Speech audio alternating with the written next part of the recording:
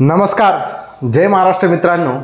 निर्धार competitive hub या YouTube चॅनलमध्ये मी दिनेश गवई तुम्हा सर्वांचे हार्दिक स्वागत करतो. आपण चालू केलेली आहे महाराष्ट्राची रेल्वे ग्रुप डी एक्सप्रेस आणि या ग्रुप डी एक्सप्रेसमध्ये आपण विज्ञानाचा भौतिकशास्त्र हा टॉपिक बघत आहोत आणि भौतिकशास्त्रामध्ये आपला चौथा टॉपिक चालू आहे गुरुत्वाकर्षण. गुरुत्वाकर्षणमध्ये आपण कालच्या लेक्चरमध्ये केपलरचे नियम बघितले.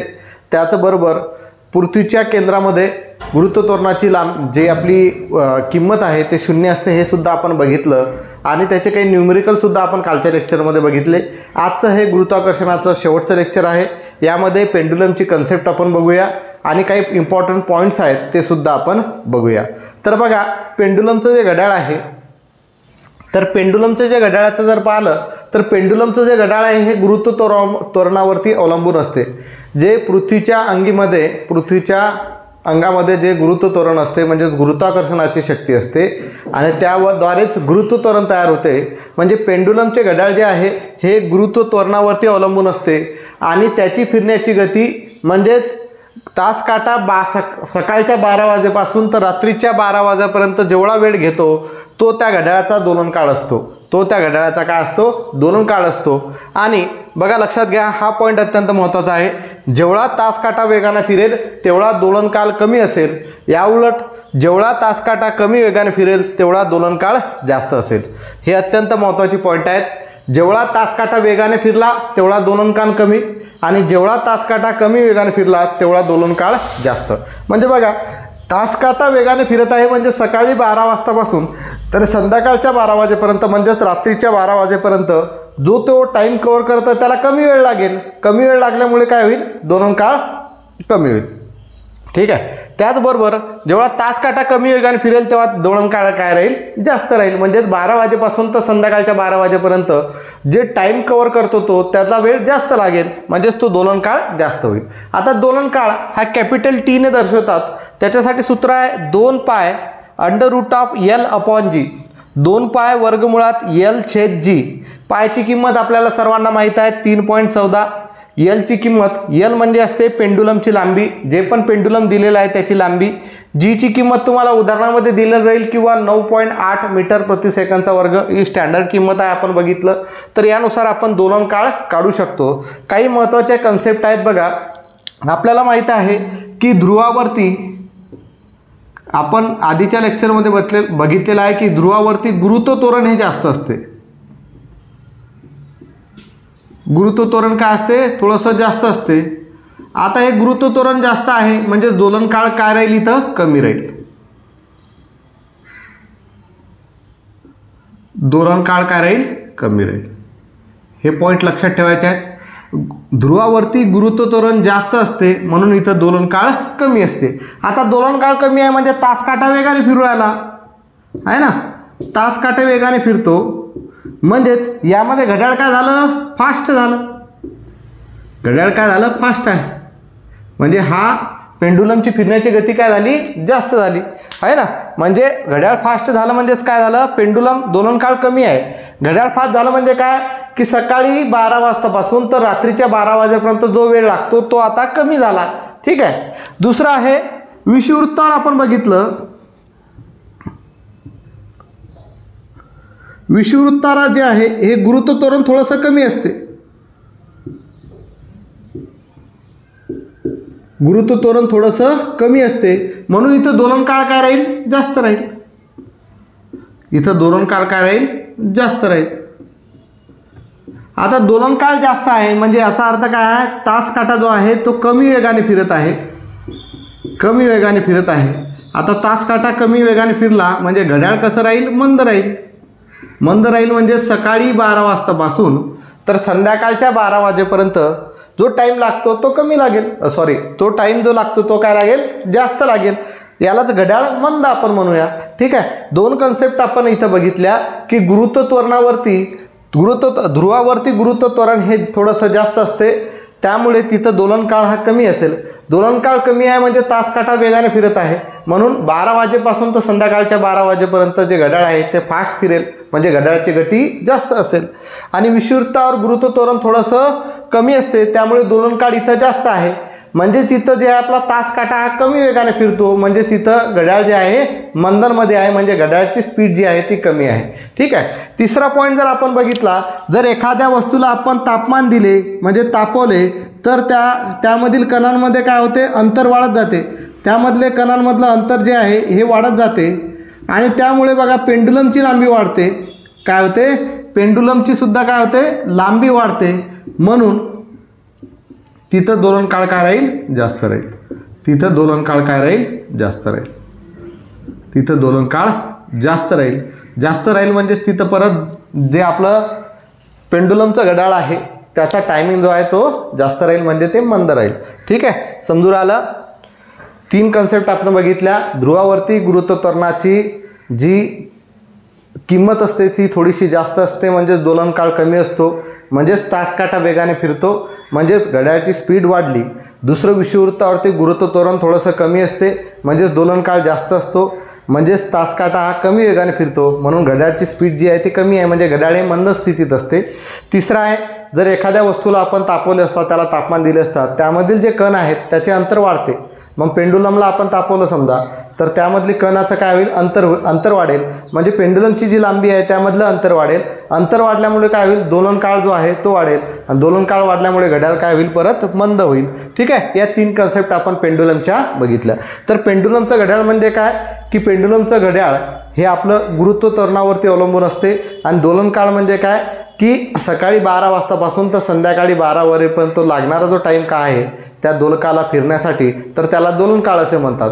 बरोबर आहे. जेवढा तासकाटा वेगाने फिरेल तेवढा दोलन काळ कमी असेल, जेवढा तासकाटा कमी फिरेल म्हणजे कमी वेगाने फिरेल तेव्हा दोलन काळ आपला जास्त असेल. आपलं दोलन काळ टी बरोबर सूत्र आहे 2 पाय वर्गमुळात L/G. L म्हणजे आहे पेंडुलमची लांबी, G म्हणजे आहे गुरुत्व त्वरण, पायची किंमत आपल्याला माहीत आहे 22/7 किंवा 3.14. ठीक आहे. आणि या 3 कन्सेप्ट आपण बघितल्या. या पुढची कन्सेप्ट आपण आता पुढे बघूया लगेच. ओके. पुढची कन्सेप्ट बघा, भूस्थिर उपग्रह, जिओ स्टेशनरी सॅटेलाईट.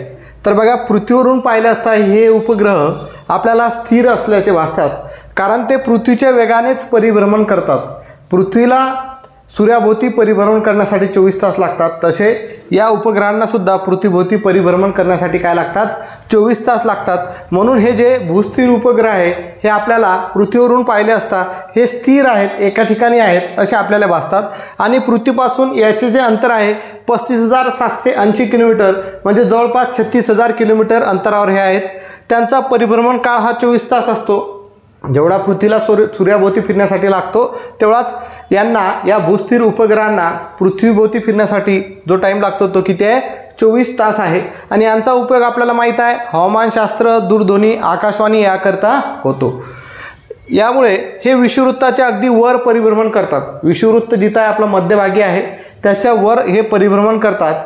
INST-2B व INST-2C हे 2 भूस्थिर उपग्रह आहेत, हे लक्षात ठेवायचं आहे. 2 भूस्थिर उपग्रह कोणते, INST-2B व INST-2C हे 2 भूस्थिर उपग्रह आहेत.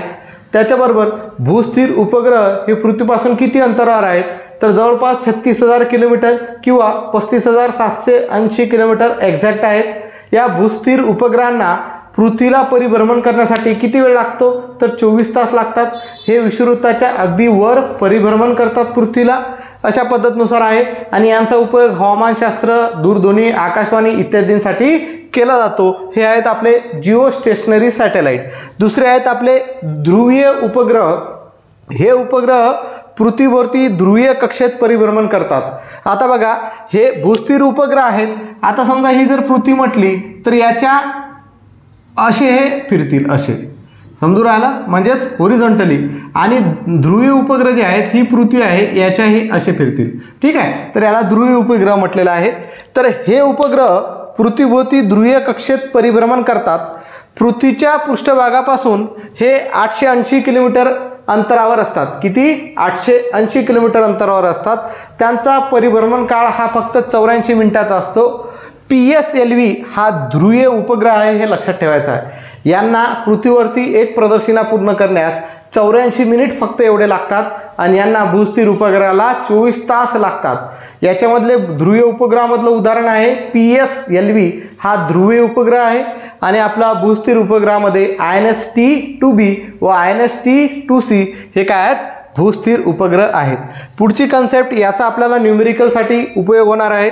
बघा, उपग्रहाचा परिभ्रमण वेग, परिभ्रमण करण्यासाठी उपग्रहांना किती वेळ लागतो, तो त्याचा वेग जो आहे तो काढण्यासाठी ऑर्बिटल व्हेलॉसिटी ऑफ सॅटेलाइट जर काढायचं असेल तर सूत्र आहे v ऑर्बिट बरोबर वर्गमुळात gm/r+h, वर्गमुळात gm/r+h। आपल्याला माहिती आहे g म्हणजे ग्रॅव्हिटेशनल कॉन्स्टंट, m म्हणजे पृथ्वीचे वस्तुमान असेल, r म्हणजे काय असेल पृथ्वीची त्रिज्या, आणि h म्हणजे या v ऑर्बिटचं जे अंतर असेल ते। म्हणजे लक्षात येते आपल्याला ऑलरेडी माहीत आहे की कोणत्याही वस्तूचं वस्तुमान हे त्या वस्तुमानाच्या वरती गुरुत्व त्वरण हे त्या वस्तुमानावर अवलंबून नसून तर ते काय असते, पृथ्वीच्या वस्तुमानावर अवलंबून असते, बरोबर आहे। आणि याच्यामध्ये तसंच म्हटलेलं आहे, म्हणजे जसे जसे उपग्रह उंचीवर जाईल तसा त्याचा वेग काय होईल, कमी होईल। तसेच वरील सूत्रात m म्हणजेच पृथ्वीचे वस्तुमान होय, म्हणून उपग्रहाचा वेग त्याच्या वस्तुमानावर अवलंबून नसतो। म्हणजेच तो कशावर अवलंबून असतो, तर पृथ्वीच्या वस्तुमानावर अवलंबून असतो। सूत्र लक्षात ठेवा, v ऑर्बिट बरोबर वर्गमुळात gm/r+h। पुढे आपल्याला उपग्रहाचा मुक्तिवेग। आता उपग्रहाचा मुक्तिवेग म्हणजे काय की एखादा उपग्रह पृथ्वीच्या गुरुत्वत्वरणाच्या कक्षेच्या बाहेर जर निसरण्याचा प्रयत्न करत असेल, म्हणजे पृथ्वीची गुरुत्वत्वरणाची शक्ती तिथं जर काम करत नसेल, त्याच्या बाहेर जाण्याचा प्रयत्न करत असेल तर त्यालाच उपग्रहाचा मुक्तिवेग असे म्हणतात, एस्केप व्हेलॉसिटी ऑफ सॅटेलाइट म्हणतात। तर त्यासाठी सूत्र आहे v एस्केप बरोबर वर्गमुळात 2gm/r+h। आता याच्यामध्ये लक्षात येईल v ऑर्बिट म्हणजे काय, पृथ्वीच्या गुरुत्वत्वरणाच्या कक्षेत तो फिरत आहे। आता v एस्केप म्हणजे पृथ्वीच्या गुरुत्वत्वरणाच्या कक्षेच्या बाहेर फिरण्याचा तो प्रयत्न करत आहे, फिरण्याचा म्हणजे त्यामधून बाहेर निघण्याचा प्रयत्न करत आहे। तर याच्यामध्ये काय झालं, फक्त इथं gm/r+h आहे, इथं पण gm/r+h आहे, म्हणजे √2 वाढला। म्हणजे आपल्याला याच्यावरून असं लक्षात येते की पृथ्वीला त्याच्या ऑर्बिटल म्हणजेच परिभ्रमणाच्या वेगापेक्षा जर त्याला मुक्तिवेग जर काढायचा असेल तर तो जो वेग आहे तो √2 ने आपल्याला वाढवावे लागेल, वर्गमुळात 2 ने तो आपल्याला वाढवावा लागेल। किंवा आपण सरळ भाषेत आपल्याला म्हणू शकतो की जर उपग्रहांना गुरुत्व कक्षेच्या बाहेर निसरण्याचा प्रयत्न करायचा असेल तर त्याला आपला वेग जो आहे √2 ने म्हणजे जवळपास 41% वाढवावा लागेल। √2 ने म्हणजे जवळपास 41% तो वाढवावा लागेल। ठीक आहे, ही गोष्ट लक्षात ठेवा। आणि शेवटचा एक पॉईंट आहे, ई एस्केप बरोबर 2 गुणेला ई ऑर्बिट। ठीक आहे, आता ई म्हणजे आहे एनर्जी म्हणजेच ऊर्जा।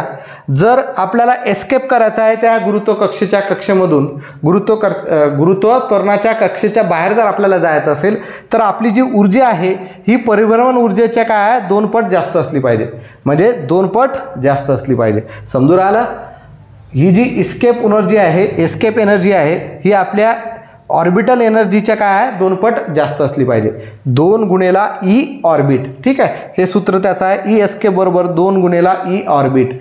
जी ऊर्जा आहे एस्केप करण्यासाठी म्हणजेच मुक्तिवेग करण्यासाठी, उपग्रहाचा मुक्तिवेग करण्यासाठी जेवढी ऊर्जा लागते ही परिभ्रमणाचा वेग जो आहे उपग्रहाच्या परिभ्रमणाच्या वेगाच्या काय असली पाहिजे, दुप्पट असली पाहिजे। काय असली पाहिजे, दुप्पट असली पाहिजे, तरच ती एस्केप होऊ शकेल, त्याची ऊर्जा जी आहे तेवढी असली पाहिजे।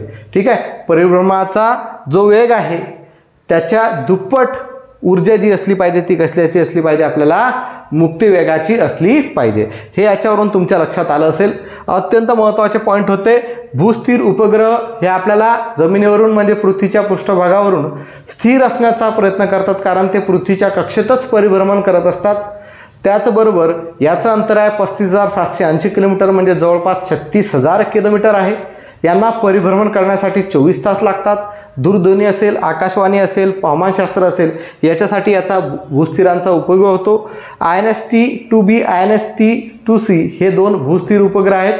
त्याच्यानंतर ध्रुवीय उपग्रह जर पाहिले तर हे उपग्रह पृथ्वीभोवती ध्रुवीय कक्षेत परिभ्रमण करतात। पृथ्वीच्या पृष्ठभागापासून याचे अंतर पाहिले तर 880 किलोमीटर एवढे आहे आणि यांना परिभ्रमण करण्यासाठी फक्त 84 मिनिटं एवढाच वेळ लागतो। PSLV हा ध्रुवीय उपग्रह आहे। त्यानंतर आपण पाहिलं उपग्रहाचा परिभ्रमण वेग बरोबर V ऑर्बिट बरोबर वर्गमुळात Gm/r+h। त्याच्यानंतर उपग्रहाचा मुक्तिवेग आपण बघितला V एस्केप बरोबर वर्गमुळात 2 Gm/r+h। आणि मुक्तिवेग म्हणजे काय की एखाद्या त्या उपग्रहाला पृथ्वीच्या गुरुत्वत्वरणाच्या कक्षेच्या बाहेर निसरण्याचा तो प्रयत्न करत असेल, म्हणजे पृथ्वीच्या गुरुत्वत्वरणाची जी शक्ती आहे त्याच्या शक्तीच्या बाहेर तो जाण्याचा प्रयत्न करत असेल तर त्यासाठी त्याला काय करावं लागेल तर त्याचा जो वेग आहे तो वर्गमुळात 2 ने वाढवावा लागेल, म्हणजेच 41% वाढवावा लागेल। आणि त्यासाठी जी ऊर्जा आहे ही परिभ्रमण ऊर्जेच्या काय असली पाहिजे दुप्पट असली पाहिजे, आपण हे म्हटलेलं आहे। इथं सुद्धा आपण पाहिलं की वस्तूचा उपग्रहाचा वेग त्याच्या वस्तुमानावर अवलंबून नसून तर तो पृथ्वीच्या वस्तुमानावर अवलंबून असते, म्हणजे यामध्ये जो m आहे हा पृथ्वीचे वस्तुमान आहे। समजून आलं? तर ह्या गोष्टी सगळ्या याच्यामध्ये होत्या। काही इम्पॉर्टंट पॉईंट्स आहेत ते आपण नोट डाऊन करू, म्हणजेच तुम्हाला सांगून देतो आणि त्यानंतर गुरुत्वाकर्षण हा चॅप्टर आपला इथंच खतम होणार आहे। ओके, पुढे काही महत्त्वाचे पॉईंट्स आहेत, सोपे आहेत बघा। लाटा या चंद्र व सूर्य यांच्यामुळे येतात, हे लक्षात ठेवायचं आहे। लाटा हे कशामुळे येतात? चंद्र व सूर्य यांच्यामुळे लाटा येतात। सूर्य हा चंद्रापेक्षा 27 मिलियन पटीने मोठा आहे। सूर्य जो आहे हा चंद्रापेक्षा 27 मिलियन पटीने मोठा आहे। पुढे जर पाहिलं चंद्र पृथ्वीपासून सुमारे 3,84,400 किलोमीटर अंतरावर आहे। चंद्र हा पृथ्वीपासून सुमारे 3,84,400 किलोमीटर अंतरावर आहे। चंद्राला पृथ्वीभोवती परिभ्रमण करण्यास 27.3 दिवस इतका वेळ लागतो। चंद्राला जर पृथ्वीभोवती परिभ्रमण करायचं असेल म्हणजे फिरायचं असेल तर एक पूर्ण फेरी होण्यास 27.3 दिवस लागतात आणि चंद्राला स्वतःभोवती जरी फिरायचं असेल तरी सुद्धा 27.3 दिवस लागतात। पुढे बघा, दररोज जे चंद्र जो आहे चंद्राचा जो उदय आहे दररोज जर पाहिलं तर हा दररोज 50 मिनिटांनी उशिरा होतो। दररोज हा 50 मिनिटांनी उशिरा होतो आणि एका अमावस्येपासून तर एका अमावस्येपर्यंत जवळपास 29.5 दिवसांचा कालावधी असतो। एका अमावस्येपासून तर एका अमावस्येपर्यंत जवळपास 29.5 दिवसांचा कालावधी असतो। हे काही पॉईंट आहेत अत्यंत महत्त्वाचे आहेत, हे लक्षात ठेवायचे आहेत। ठीक आहे, तर अशाच तऱ्हेने आपला हा जो गुरुत्वाकर्षण चॅप्टर आहे हा इथं संपलेला आहे। पुढे आपण उद्या जो आहे दाब, ऊर्जा, शक्ती हा जो टॉपिक आहे हा आपण घेणार आहोत, म्हणजे उद्या 2 चॅप्टर आपण एकाच ह्याच्यात घेणार आहोत। थोडेसे लहान चॅप्टर असल्यामुळे एकाच दिवशी आपण त्याचा खतम करण्याचा म्हणजेच त्याला संपवण्याचा प्रयत्न करणार आहोत। ठीक आहे, हे लेक्चर जर तुम्हाला आवडलं असेल तर या व्हिडिओला जास्तीत जास्त लाईक करा, शेअर करा आणि निर्धार कॉम्पिटेटिव्ह हब यूट्यूब चॅनलला सबस्क्राईब करा। धन्यवाद। जय महाराष्ट्र।